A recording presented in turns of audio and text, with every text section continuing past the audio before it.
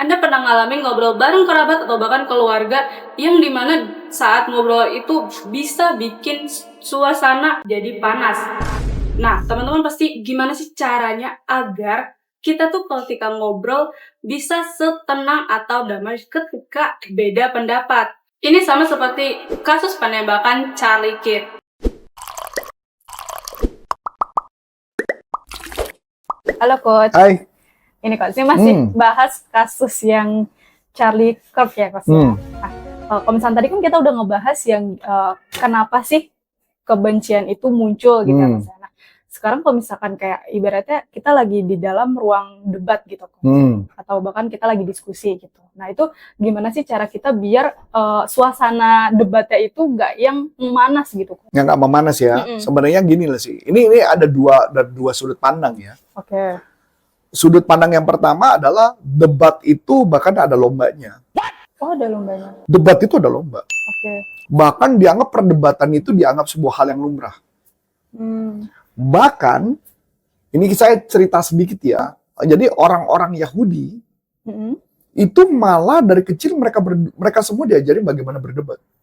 Dari kecil di keluarganya? Dari kecil, di keluarganya, di pelajaran agama, dan sebagainya mereka diajari debat. Debat itu dianggap sesuatu hal yang menarik. Bahkan di Amerika pun ada yang namanya lomba debat. Kalau di Indonesia sih jarang lomba debat ya. Walaupun ada lomba debat, paling debatnya debat bahasa Inggris gitu ya, paling kayak gitu ya. Nggak ada debat yang kayak gimana-gimana. Pun kalau debat pun ada, paling dibuat stand up comedy, debat-debatan lucu-lucuan gitu loh. Jadi memang bangsa Indonesia bukan diciptakan untuk yang proses debat gitu ya. Di bisnis, debat itu juga menjadi, di beberapa company, debat itu menjadi bagian penting. Dianggap Anda punya critical thinking. Iya, benar. Sayangnya orang Indonesia kebanyakan orang tipe yes man. Yes man. Yes man. Jadi ngikutin apa kata orang yang ngomong apa, dia ngikutin gitu. Oh, iya aja gitu. Nah, iya aja. Nah, jadi makanya karena nggak ada critical thinking. Ya, jadi kalau ditanya yang gimana caranya, sebenarnya critical thinking itu perlu. Cuman bagaimana cara menanggapinya supaya tidak meledak, tidak meluas.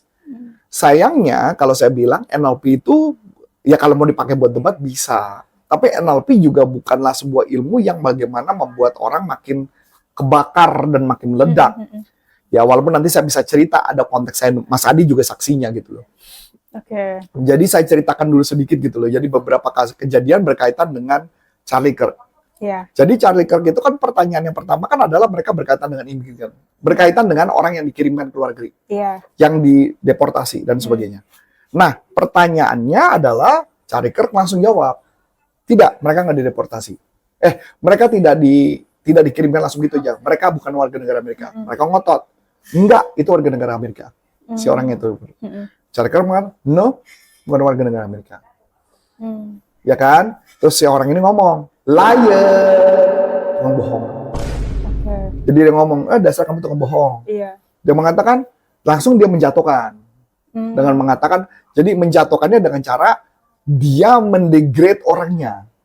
Jadi udah nggak bahas konten lagi, tapi yang dibahas adalah mendegrade orangnya. Nah, itu yang saya tuh nggak paling suka yang berkaitan debat seperti itu. Kalau yang istilah saya, kalau ada istilah logical fallacy, itu yang diserang itu ada istilah namanya strawman. Strawman itu kalau di bahasa Indonesia itu adalah boneka sawah-sawahan. Tahu boneka sawah kan? Iya, boneka sawah kan buat ngusir burung dan sebagainya gitu kan ya, buat hewan dan sebagainya. Nah, jadi ketika diserang orang, dia nggak mau nyerang kontennya, nggak mau nyerang tentang itu datang dari mana, tapi yang diserang orangnya. Ngerti nggak? Contoh sederhana. Kamu debat sama saya. Begitu debat sama saya nyerang kamu bukan kontennya. Saya nyerang kamunya yang saya serang. Saya bilang, pendidikanmu apa, Olia? So-soan debat sama saya. Nah, gitu ngerti nggak? Oh, iya, udah konteksnya tuh udah bukan topiknya lagi, tapi nyerang orangnya, gitu loh. Oh, oke. Sampai sini oke ya? Walaupun saya tahu ada orang yang mengatakan debat itu perlu. Tapi menurut saya debat itu kan ada cara yang lebih manis gitu, tanpa nyerang orang gitu loh. Ya dong, maksud saya kita debatnya aja kita bahas. Nah, kalau dari sudut NLP, apa yang akan dilakukan NLP?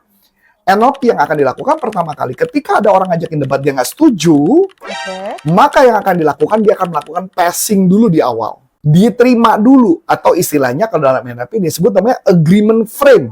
Jadi misalkan contoh, kan Amerika main kirim aja tuh orang-orang itu keluar negeri balikin lagi ke tempatnya, itu warga negara Amerika. Langsung dijawab, bukan, mereka bukan warga negara Amerika, mereka adalah orang imigran. Sebenarnya bisa cara elegan. Harusnya ditanya, wah menarik tuh pemikiran kayak gitu. Agreement dulu, setujuin. Datang dari mana pemikiran itu? Kalau saya boleh tahu. Ya dong. Maka kita bisa baca jalan pikiran orang itu sebelum ngomong. Di dalam NLP disebut namanya peta bukan arah yang sebenarnya. Yaitu adalah kita memahami peta dia dulu sebelum kita mau ngomong. Sebelum mengajukan solusi. Contoh, saya contohin ya, saya contohin. Misal kamu bilang, coba kamu bilang, kenapa orang Amerika dibalikin ke luar negeri? Coba bisa kamu ngomong gitu. Kenapa orang Amerika dibalikin ke luar negeri, Coach? Ini menarik buat saya nih, pemikiran kamu ya. Kalau yang saya tahu saya itu bukan orang Amerika, itu adalah imigran. Tapi ini menarik buat saya. Kalau saya boleh tahu, datang dari mana pemikiran itu? Kalau boleh tahu, kira-kira kan jawabannya apa muncul? Isi kamu kan? Isi kepalamu kan? Iya. Kalau udah muncul isi kepala kamu, apa yang akan saya lakukan? Menarik tuh isi pemikirannya tuh.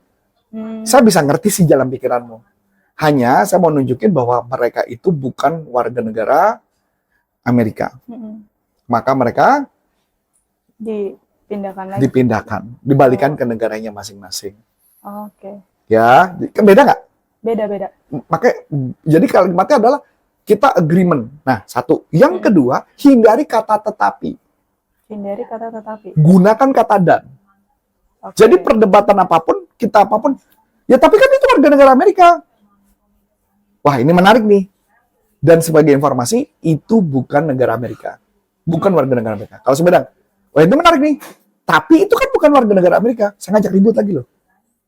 Iya. Kalau misalkan dari si pembicara, si yang penanyanya itu pakai tapi, kayak mungkin nyolot. Nggak apa-apa, dia mau ngomong tapi bebas. Tapi kalau misalkan dari si yang pembicaranya, itu di frame dengan dan gitu ya, Coach? Sayanya yang ngomong dan. Ya karena dia mau ngomong apapun terserah dia mau bolak-balikin terserah. Tugas saya hanya mengklarifikasi datang dari mana pemikiran itu. Itu nah jadi nanti kalau sudah dan sebagainya udah beres kan gitu. Enggak, tapi kan bijaksana nggak gini-gini. Oke, sebentar sebelumnya.